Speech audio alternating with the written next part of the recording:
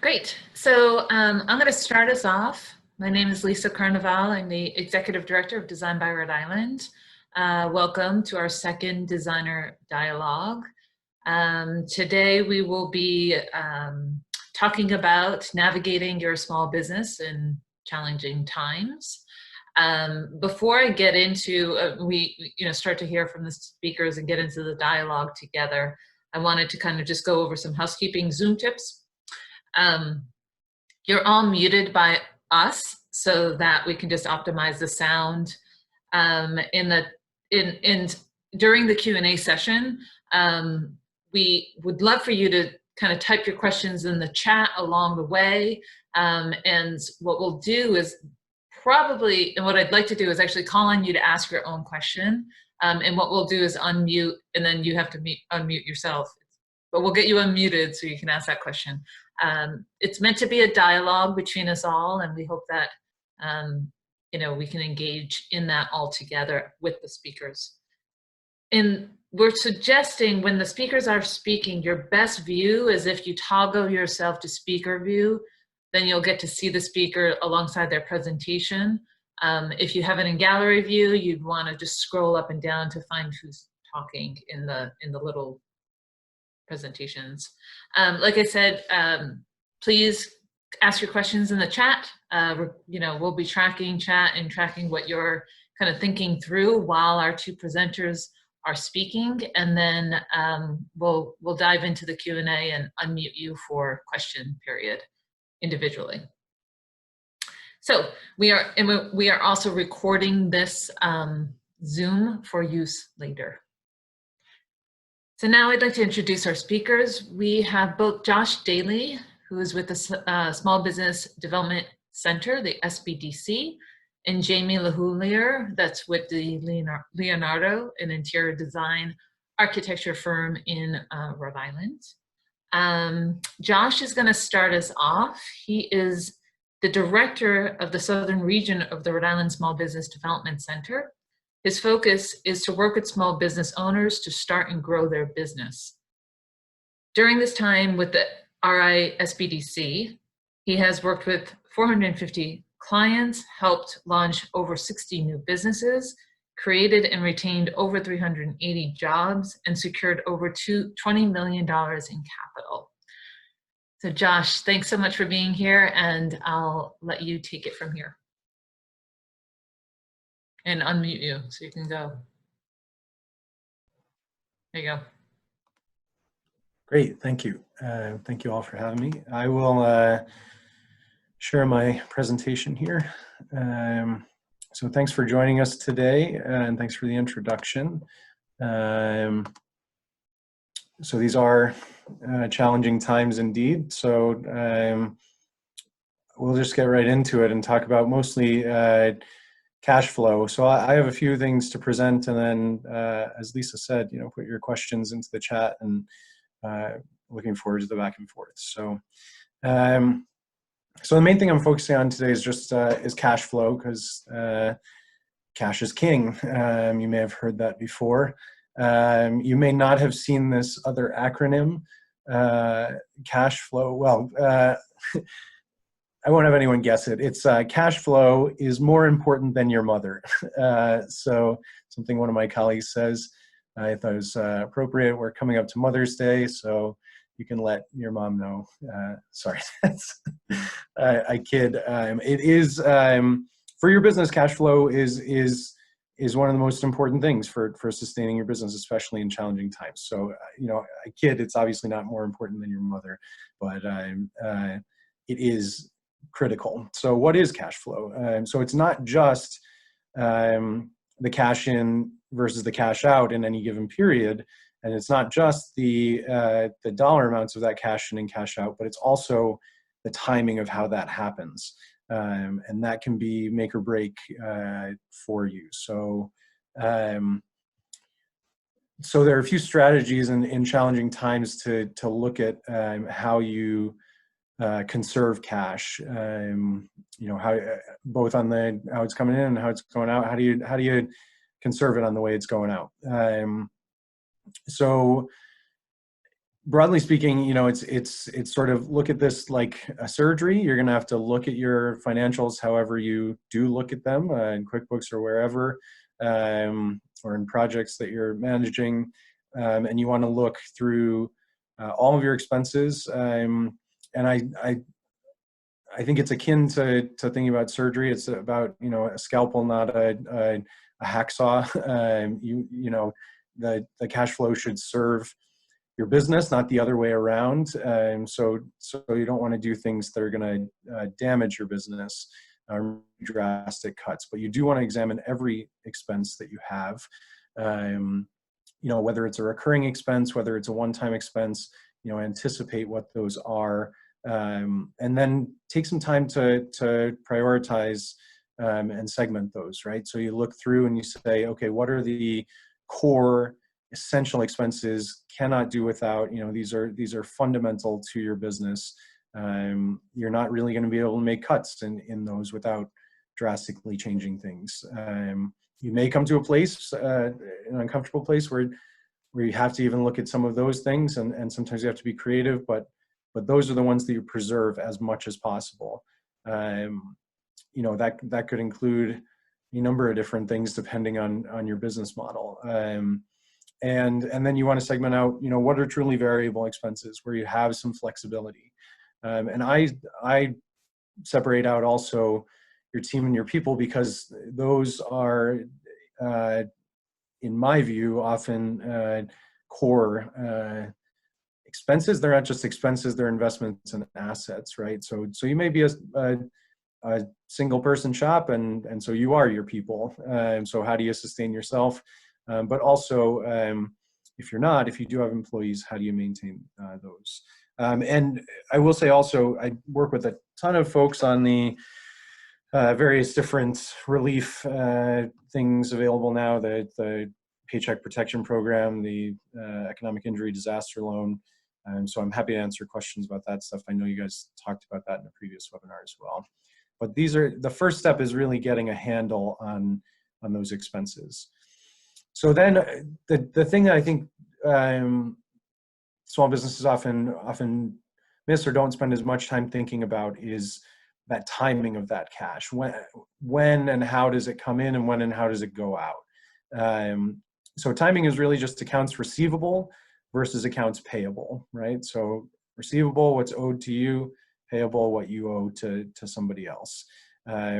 So when you look at your receivables, you can, if you're using accounting software, you can separate those things out. If not, you might have some other way that you track that through gigs that you've got, through accounts that you've got, however you do that. But take some time and do a thorough review of all those current outstanding receivables, right? So what are the dollar amounts and the current status of them? It may also be a time to look at the language that you have in your contracts, right? Because people are going to be feeling a pinch. You may feel that pinch, you likely will, and so will the people who owe you money. And so you want to be really clear about what did it say in the contracts that you have with them in terms of when that's to be paid, and if there are any late fees or anything like that. And so regular communications about that is an important thing as well. And then when you're reviewing those accounts, not just what currently is owed to you, but also look over sort of the history of your business, especially over the last year, the last 12 months, and then the last several years maybe. And you want to look at those customers, and I'll say something that may be a little bleak. We're in for some pretty rough times economically. A lot of small businesses are going to face a lot of challenges. And so in some of the ways of thinking about how you're going to navigate this, it's thinking about who are the key customers to help you get through this, right? And so prioritizing and putting more energy into the customers that are going to help you and be able to sustain this, right? So you want to look at the lifetime value. How much money have you made over the lifetime of the account. How much an average project, things like that. That's one important metric of how you prioritize customers, but it's not the only one. Like I said, it's the timing issue, so speed of payments. So you want to look and see, are people hard to get to pay you? You may have to prioritize ones who pay you faster, because that's cash flow is all about that timing. So you want to look at that. I take this in a spreadsheet form or whatever. You can do it through some QuickBooks reports as well if you use that. But you're using that data to start to prioritize the customers. And the third bullet point I have here is about risk regarding their payment, right? So this is a next level thing. This is, as I said, going to be people feeling a pinch. What you want to think about too is, from your perspective of working with those companies, what kind of economic risks do they have right now? How likely are they to weather this storm? Because if you bet too much on businesses that are really struggling, you may struggle along with them, right? So you want to make sure that you're betting on companies that you feel confident will be able to pay you, and so that's a key thing to in your prioritizing customers. Also think about where how you think they're going to fare in this downturn. And so you take some time and think through and dig through your receivables, and that can help you in your strategy of how you approach cash flow. So the other side of timing is accounts payable. It's what you owe, right? And effectively, a lot of times you think about financing and you think about going and getting a loan, a credit card, a line of credit, whatever else, but you don't realize that receivables and payables are another form of financing, right? They're another form of getting cash over time. We're giving cash over time, right? And so effectively, when you're giving a receivable, you're giving financing terms to whoever owes you the money. You're saying, you technically, I'm billing you right now, but you have until then to pay it, right? Same thing on the other side. You can negotiate or renegotiate better terms. Everybody's going to be trying to do this, but you've got to figure out, what give there might be in some of the payables that you've got. And that can be a hidden source of cash for your business, because, the sooner it comes in, I mean, not that I'm saying you should become like Walmart, but Walmart's entire model works off of this, right? It works off of getting paid immediately. They don't cover the cost of any of the inventory until the second that it sells, and then they don't pay. They're notorious for this. They don't pay the little guys on the other side. I'm not suggesting that to me, anyway, make your judgments on what that is, but it works as a business model, right? It's very effective as a business model.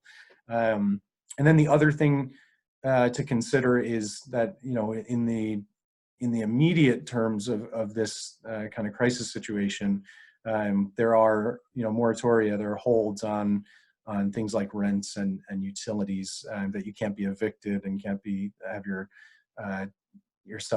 lights turned off. That's if you absolutely are in sort of a desperate situation. And other hidden forms of cash, if you have a line of credit, it may not be a bad idea to draw money off of that now for some reserves, potentially. It's going to, there's always going to be a cost to capital, so you have to think, about what that will be. But it may not be a bad idea to have some of that available. And then, depending on the size of your business, you may be able to do something called, and the quality of your receivables, you can actually get financing based off of your receivables sometimes. There are certain types of financiers who do that, lenders who do that. So that's tweaking the expenses and the receivables and payables. The other part of cash flow is how you actually make money, right? Like, what's your business model and your sales approach, right? And so it may involve thinking differently about your business model. When I say your business model, it's how you create, deliver, and capture value, right? It's your value proposition connected to your delivery and your channels, and connected to your revenue model, right? How you make money. So business model tweaks, we're already seeing this sort of stuff in a lot of businesses, right? They're shifting the types of offerings that they've got, right? So maybe what you have is you offer a lot of sort of all-in-one, packages,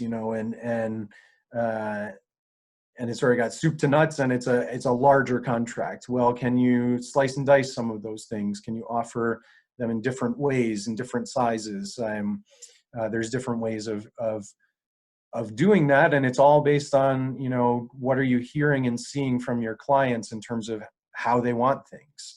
And then, shifting delivery methods, we've seen that too, right? A lot of stores on the retail side or restaurant side are moving to pickup and curbside and delivery sort of situations where they didn't. It may be as a design business that you have to think differently about how you deliver things. Although it may be as a design business that you're in a better position to do kind of virtual delivery methods and other things. It may be shifting your marketing channels, right? We're all in a world where now we're doing more webinars than we ever did before. So, the same sort of things in digital marketing that have always been true, but you may have to think about changing your strategy in terms of how you market. And shifting how and when your customers pay, so the revenue model. It may be, as I said, it may be packaging things in smaller bits. It may be, shifting off. It may be moving to, subscription or to onesie twosies or different things like that. So there may be some things you have to think creatively about in terms of your business model.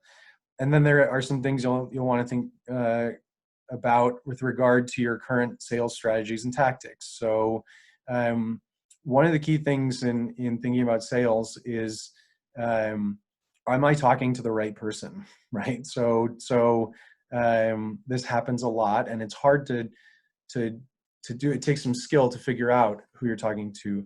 DMU is decision-making unit, right? So when I'm thinking about, if a lot of your business is B2B, business to business, then you're not just talking to one person who is the buyer, decision maker, holds the purse strings, has the veto power to say yes or no. If you're talking to one customer, that's all one person. But if you're talking to a bigger business, an institution, a government organization, whatever, nonprofit organization, wherever, map out, am I talking to the right person? And then BANT is budget, authority, need, and timeline. So do they have the budget for this? Am I talking to the person who has the authority? Is this a need to have or a nice to have, which I broke out, underneath? And what's their timeline that they need it by? So those are just things in terms of cleaning up some of your sales tactics, is making sure that you're talking to the right person. And then a hook, an in versus an upsell. So again, it might be a smaller thing that you try and sell in this time. It may not be the full suite of something, but it might be a more specific, hits a pain point right now, solves an immediate problem, quick, in and done, creates value, keeps that relationship, and then allows you an in to sort of build up that relationship, right? You also want to look at, in my business model, am I overly dependent on one big contract, right? And so you may want to look at diversifying. That's a key piece of your revenue risk as well. So tying it all together, I think about, making a plan or plans, and it does not have to be, I'm not a fan of, writing 50-page business or marketing plans for small businesses, but it should have some of these key points that we talked about. And what does that mean in terms of the short term, the midterm, and the long term? And then the other big thing that this may mean for a lot of small businesses is establishing and strengthening your rhythms, right? So so I definitely see with a lot of smaller firms in particular that you may discount, you may, you do what you can, you bend over backwards to try and get certain types of jobs. And then, you've done a certain scope of work for what that is. And then somebody keeps coming back and asking for more and more and more and more. And you keep going down that rabbit hole. And you haven't rescoped the work, and you haven't said, look, this is a little different, you haven't renegotiated. Or you go too far down and you keep doing this stuff and you haven't gotten paid for the work that you did before, right? That happens all the time. I know you're probably intimately familiar with that. And so another important thing in this rhythm of monitoring your financials and communicating with your vendors and customers on receivables and payables is making sure you don't go too far down that rabbit hole and get into a place where now, I've been doing work for you for months and you should have paid me, months ago, but now, you owe me a bunch of money, but now you're in a tight situation and you can't pay me the money that you could have paid me if I asked for it, weeks ago, but now you can't. So that's some of the idea of getting into those rhythms of, set up a time, a regular time, just to take a look at all of your expenses and revenue for the given time period and your receivables and payables. Look over your contracts and check in. And then the last thing is really to keep testing and adapting. So that's always key, is just, in all of this, it's keep putting out feelers, keep connected to your customers, to your vendors, get a feel for how this is going and keep improving it. So that's what I wanted to share with you just as a jumping off point, and very interested to hear Jamie and hear your questions as well. So thanks very much. Thanks, Josh. That was really great, and a lot of important information and things to consider. Really appreciate that. So we're going to hold on your questions and remind people you are muted now, but we will unmute you during the question and answer period.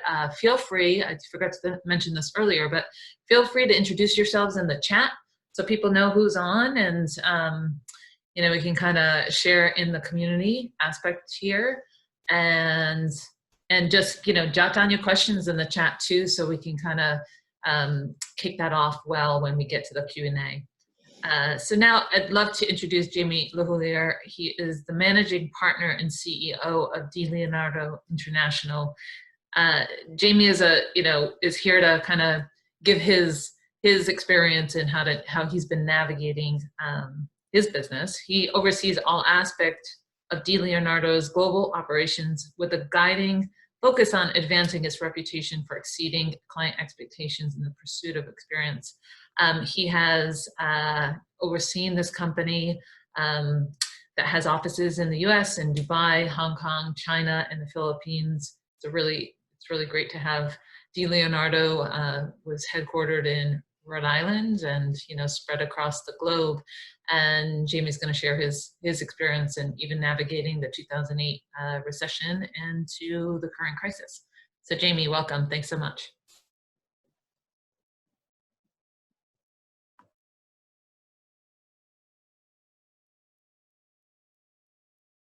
We'll do some unmuting for Jamie and get you talking. Great. Thanks, Lisa. Thanks. Nice job, Josh. You have a lot of things I can build off of here. So I'm Jamie Lehouiller. I've been with DiLeonardo since 1994.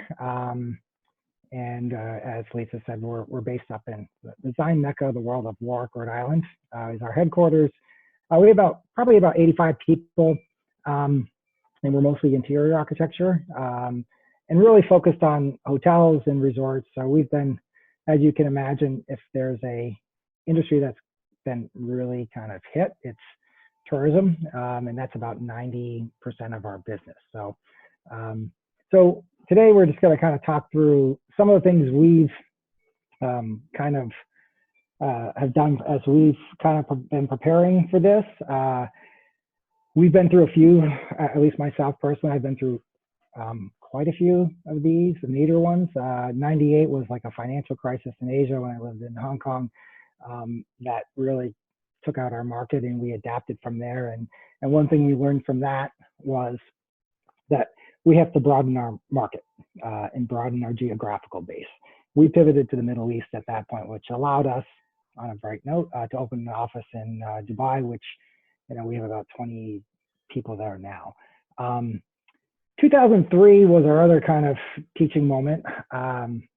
This was when we were coming out of 9/11, and we were also very heavy into the China market, Taiwan and Korea, and we experienced SARS there.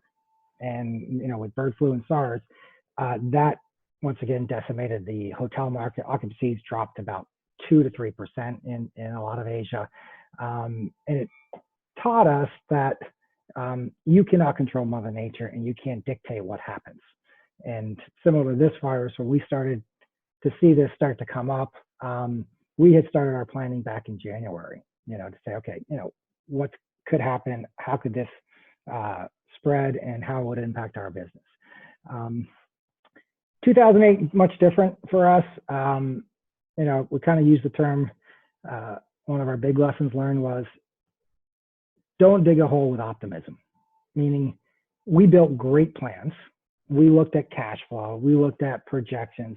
We even looked beyond that and said, okay, what do we think we're going to assign to work?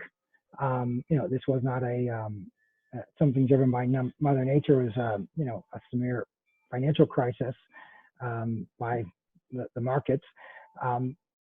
But when we looked at it, we said, oh, we'll sign this job and we'll sign that job. And we kept doing what if scenarios, being optimist. And at the end of the day, I'm an optimist. So I always try to look at the glass as being half full. But what happened with that was it got us into trouble because, oh, it'll sign next month. They told us it would sign. And that taught us a lesson that when we build plans, we put dates behind them. So as an example, if we look out 60 days, and if X and Y and Z do not happen and it's to the negative, then here's what we're going to do to react to it. So that those dates are hard and, put down, documented. So the partners and the management here can say, okay, on this date, if this doesn't happen, here's how we're going to plan. It takes the emotion out of it as well. You're not reacting to something, which means you're not taking on a ton of debt. And this is what the founder of our company, who's my mentor, Bob DiLeonardo, told me. He's like, you always make money. I wouldn't say it that way. I think what I've learned from these crises and how we're looking at this one as well is you don't lose money and you don't dig yourself a hole. And to take on debt, to max out credit cards, to borrow money, and you're actually putting yourself and your firm at risk if you do that, because you're cranking down your liquidity. So as we kind of look at that, we said, how do you take stock financially? Some of the things that Josh talked about, which is, how's your cash? Looking at your debt and overall liquidity, do you have a line of credit? What does your AR look like? How viable is your AR? What your burn rate is? Based off of that, you can look, how far out can I go? I think that's an important factor as you project what your collections are and what you can, and what's realistic, as Josh had said. So we looked at 30, 60, 90 days as kind of our real immediate window. I always say we're out of business every 6 months because we have to, that's how we get through our workflow for the most part. So we always have to kind of be feeding the machine. And I think the other thing is, collecting your money. I'll add to what Josh said was, you have to be the priority. And it's kind of an old saying, but the squeaky wheel gets the grease. We like to say we're pleasantly persistent. We ask and say, hey, what's going on? We love to be direct. We love to be authentic with people and say, hey, everything okay? What can we work on with you? Any issues coming up? And we're proactively looking at it ahead of time. We always do that, so it's not a change of kind of direction for us. But that's one of the key things, that you have to be there and be immediate in the moment of collecting, signing work, and billing. Don't push it off to the next day. And I think that's one of the things where it helps to get through this, because there's going to be a lot of people who are going to be stacking up to collect money from clients, and cash flow, they're going to have to make decisions based off of priorities along the way. So as Josh said, there's leverage points. Don't get too far ahead of work. Same thing with the collections. You can use those to help with. I know we have a wide range of folks on the phone. So, firms that are, have a little bit more scale to them can say, our board or our business office, we can make someone else the bad cop. Sometimes smaller, firms can say, my accountant said I have to do this, because I know sometimes it's tough to collect, and I think those are just nice ways to phrase it where you're not putting your clients out along the way. The other thing I use all the time is I tell people, especially in corporations, I say, I trust you, but I don't trust corporations. That's another tip I use for collections as well, as I look at it, because that person might not be there. I believe them, but they don't always write the checks. And so, and then, in addition to that, we're looking at, what the backlog is. That's really critical. And how do we feed that backlog? What do you see for work coming up? How will those clients be impacted? Having conversations with clients like, hey, everything okay? What can we help with? Do you want us to keep moving forward? Because then at that point, we can look at our plans about what work we prioritize, as Josh said. So what we built for ourselves, and this has a few things in here that might be a little dated, but we built, and we took the idea from an email I saw, so we kind of reconstituted it, but we built a limited in-office mode plan. We started this probably to build the plan early February. We had it pretty much in place by the third week of February about what that would look like, based off of our different offices have different restrictions. We started implementing the plan for Manila because we have staff that travels 2 to 3 hours a day in small buses in a third world country, and we were really concerned about their health and well-being. So we shifted them to different work hours and things along those lines. But with this, we, let's see if I hit the next slide here. We built this plan. And one of the things is, even though you might be very in touch with your business, it is really great to sketch out your ideas and build a plan. It's, I am a sucker for quotes, but, failing to plan is planning to fail. You're going to have to adapt that plan. We'll get into that and adjust it, but that's really critical to map it out, see it in writing, and then you can share with other friends, peers, and to feed things off because you might miss something. So the plan is really, for us, has been critical, and not only for us to get our ideas, but also to share, not just with our, the management of our firm, but also to our staff. So what this looked like for us was, we're still in business. We need to kind of keep moving forward. Clients that have given us the green light, we don't want, they said go, we are going to go as fast as we can, but not miss deadlines, do great work. We can't sacrifice that, and then communicate. We're working globally. We're only shut probably about 5 or 6 hours a week, the way the different offices and weekdays or workdays stack up. So that's kind of inherent about we're always continuing to improve our communication.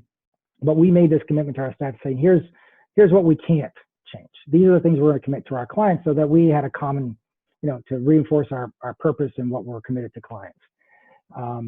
And with that, we also realized that stuff's going to happen. Everybody has a different story.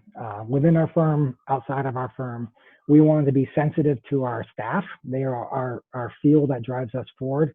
We're only as good as our staff can allow us to be. And so with that, we were very conscious of that this is going to impact people differently in our firm. For me, and how my 4 boys might drive me crazy, and if you see them come in, I apologize ahead of time, versus someone that might be at home taking care of someone that has a compromised immune system.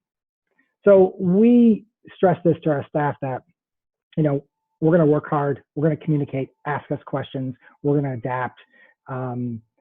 We put a couple things in place which you know, laugh, kind of smile, say thank you more than you normally would. And we also did these kind of things that we haven't done before. We had global staff meetings with video. Now, we had 65 people on this morning for one, and it's like a town hall every single week. We haven't deviated from that. We don't have a ton to say every week, but that connectivity, seeing each other, and more importantly, communicating what's happening with each office, with each person has been really, I think it's reassuring.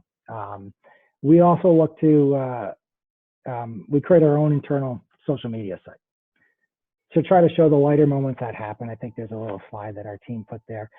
You know, doing the washing hand challenge, whatever, 3 or 4 weeks ago. I was the first one to do it.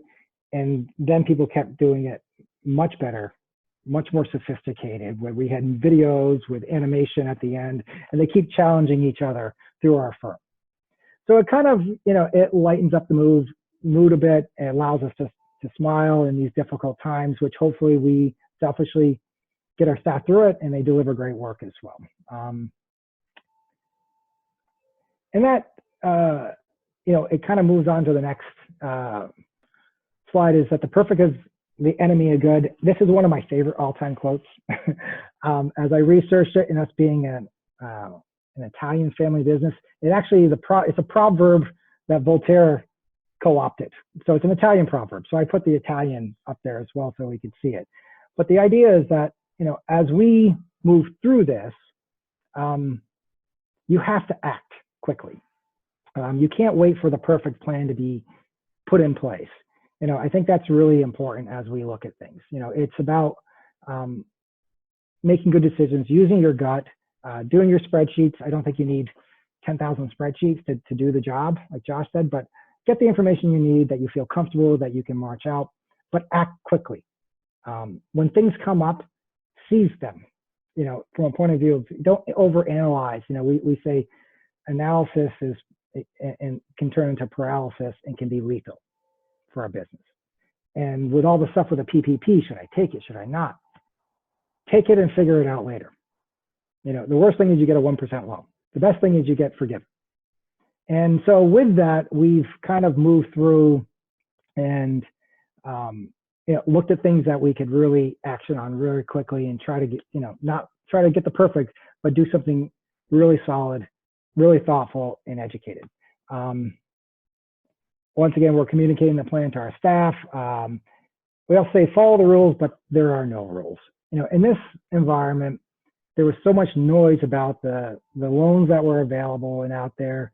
And I'm not really, we told them in the pre-call that I would not speak to those because there's really only one source of truth, which is the SBA and also people that the SBA recommend, like Josh and his group, that are great information sources. There's a lot of noise out there.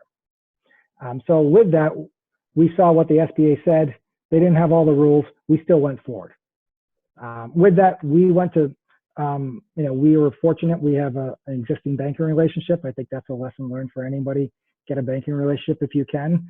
Banks are like, in our opinion, we always say this, banks are like, you know, they always give you umbrellas when it's sunny. And when it rains, they're not there to help support. We were fortunate we had a great partner to go through this. We had other people that, friends that we helped support, which, you know, as we talked through and we were listening to webinars, we said, go to multiple banks. They're providing a service to you.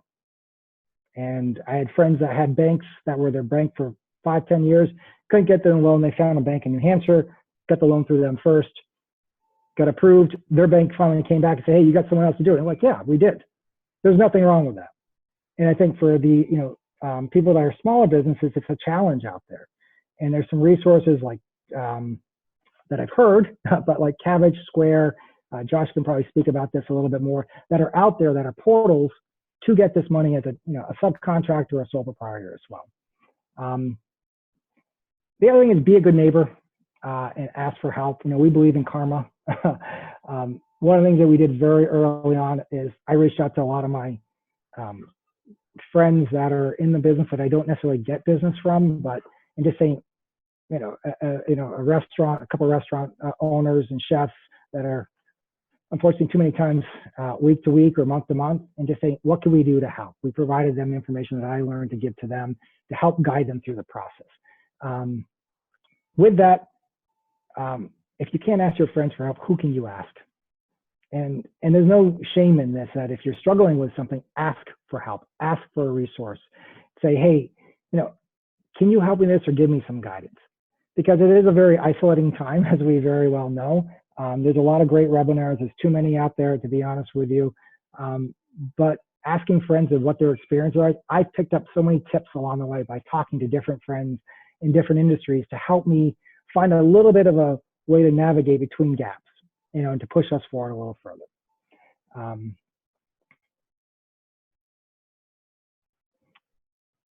So I listened to a podcast the other day, which was on Harvard Business Review, and they had their first webinar podcast. And with that, they had Thomas Friedman from the New York Times speaking. And one of the things that he came through was, as he talked about this, was that, we can't fight Mother Nature. And that this is, Mother Nature works 365 days a week, 24 hours a day, 7 days a week. And this is going to take its course. What we can do is adapt. And we have to adjust. And I think that's where, putting up this Darwin quote that, even though we can work hard, we can be smart, we have to adapt. No matter how smart we are, it's not going to get us through it. It's about our ability to engage, adapt, and work together. Sorry. So with that, as we built this great plan, you have to evaluate it often. I would say that we're constantly evaluating our plan at least once a week. Time is compressed in some ways. You can go 2 weeks and then not check back in on your plan and where you are. So we set up milestones that we check at least once a week to see, is there anything major off track? Did something come up that we didn't see? Did something change in our plan? That check-in is important because it sets a goal for you. Because you'll go through 2 or 3 weeks and you'll be, oh my gosh, 3 weeks went by and I haven't checked on where we're at, that cash flow, that AR, that projection for a new business. The other thing is we've moved through this is, as we've moved from kind of crisis to stability mode, is that you need to get better every day. And that's one of the things we're charged to do, and that I'm putting a lot of focus on for our staff is, how do we get better? Because this is going to probably, unfortunately, draw itself out for a while. So we're going through and evaluate processes, software. How do we gain efficiencies? What can we get rid of that we've had for a while? I flipped up 2 major pieces of software in the past 3 weeks, and we just rolled new ones out. They're not perfect, but they're helping people be more efficient where they need to be in the process as we get through our design journey.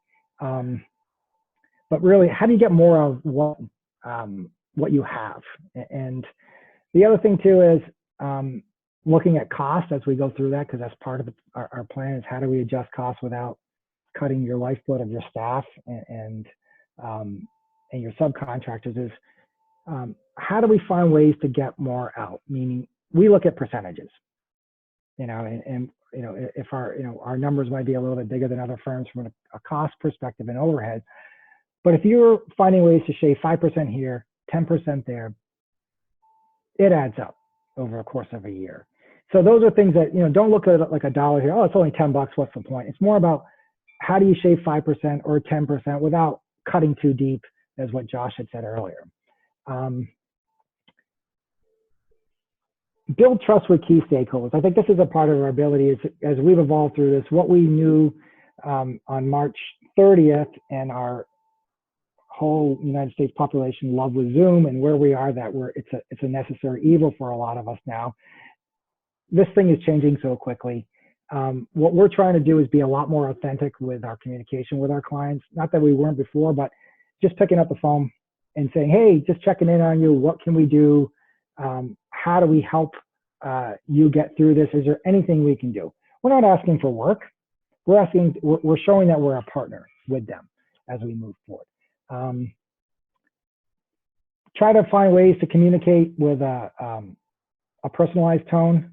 There's too many robocalls out there. There's too many email blasts that look personalized but are not. We are trying to personalize all our communication before this. But using social media, I think as a great local example, I think Big King, who I follow on Instagram, has done such a phenomenal job. You can see that they're a caring, conscientious group of artisans and that take care of their staff, which makes me want to help them even more along the way and get them through this time. On the flip side of this, I have my Cardone example, which was we had probably 35 emails in a month from this one group I've never heard of asking me to buy something to help sell, which was annoying. Lastly is, what does the future look like? For us, we know hotels and resorts are probably not going to come back strong anytime soon. So we're looking to pivot as much as we can to go into different sectors. And with that, what we're doing is we're strengthening our relationships once again by, as another point, was sending articles to clients that might move forward with, like, here's an article I read about the New York hotel market that I thought you might be interested in. Trying to keep in touch every couple of weeks or 3 or 4 weeks, sending valuable information. Secondly is we're building a new brand. For us, we have a sub-brand that focuses on select service hotels. We're building a large-scale residential brand because we see that as an opportunity when people are going to need places to live still. We've done a lot of large-scale residential overseas, so we're building a whole new brand, a studio within a studio that people, when we go out to market, it gets interest. It focuses on our skill set for our team that's done that before, and it allows people to find a way to connect. So try to find ways for new markets, new pivots, to do things differently. If a client is close with a fee, take the fee they give you. If it's not going to break the bank, grab the work when you can. Don't kick the can down the road. That's the other thing I would say is grab it as quick as you can when it's there, because you don't know what tomorrow will bring. But to wrap up, I think we're very, sorry, my last slide here. I think be quick, be smart, be nimble, and I think adapt and evaluate and wash your hands, please, for all of us. Great. Thanks, Jamie. Well, that was great. That was really awesome conversation and information. And thanks both of you for your insights. We've got about 10 minutes and we do have one question in here from Evelyn Audette. Evelyn, if it's okay with you, I'm gonna go try to find you.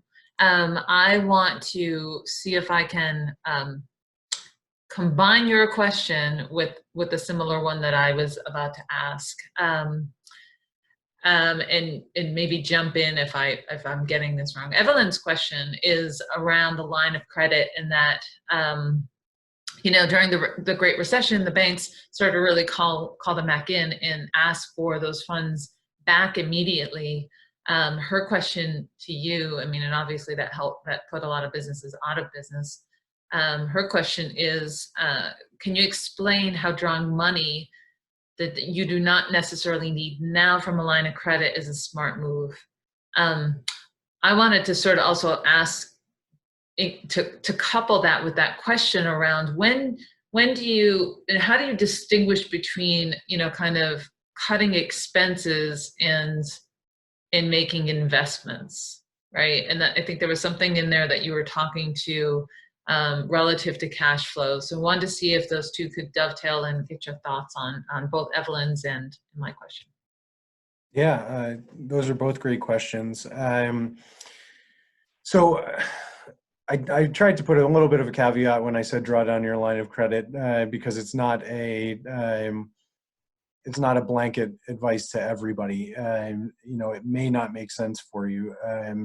It's a short-term source of cash in a pinch where you need something to get over a time period. So if you don't need it or you don't anticipate needing it, I don't think it's necessarily wise to draw it down. But if you do, it's an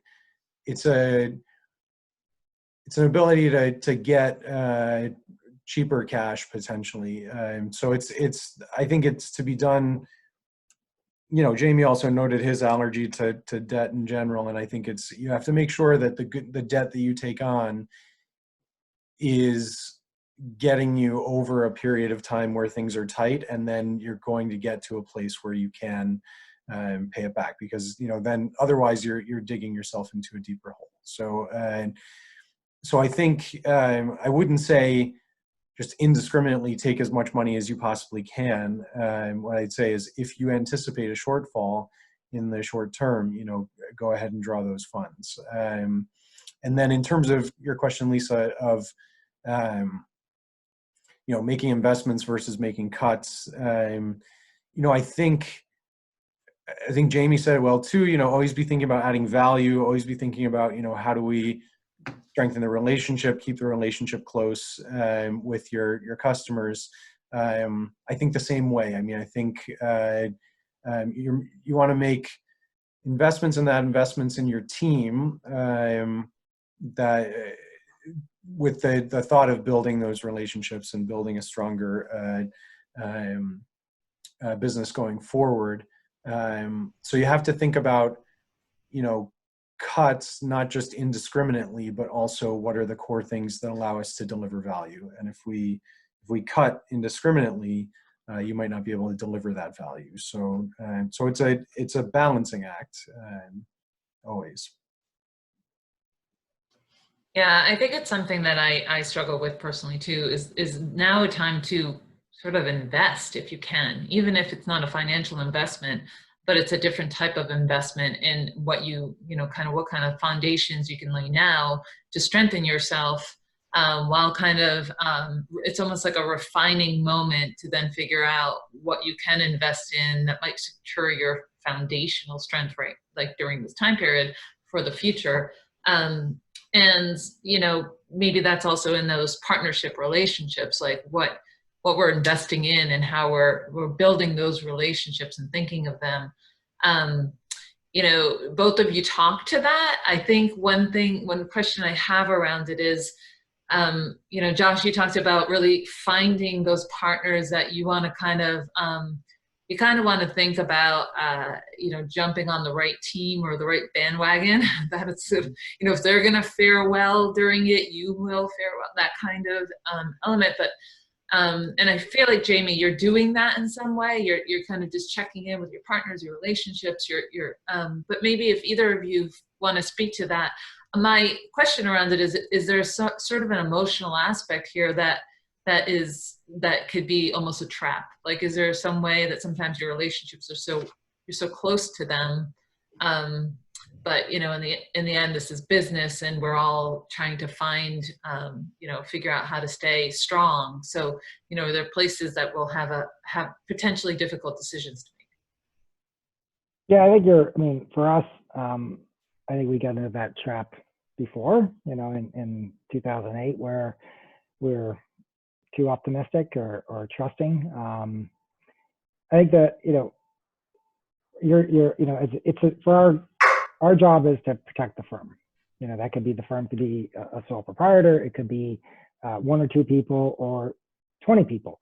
But our job is to protect the firm and all the livelihood that goes with that. So, so making tough decisions, you have to try to be a bit somewhat unemotional with it. I think any design firm has to have be sympathetic, and it's a passion-based business. So we're hired because of us being not machines. So it's a balance, but I think it can be in a tactful way that you make decisions with partners or make adjustments. Even on staff cuts, really, firms, that's probably 70% of our cost is salaries, along the way, or 65%. And as we look at that, we look at different programs out there to find ways that our staff trust us, really, that we're making decisions about either trying to do work share, and that they know we've exhausted everything we could before we make a decision either to lay someone off or make an adjustment somewhere along the way.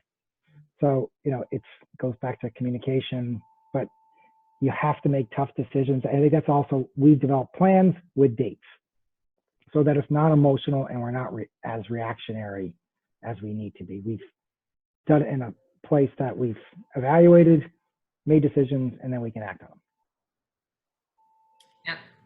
Yeah. Josh?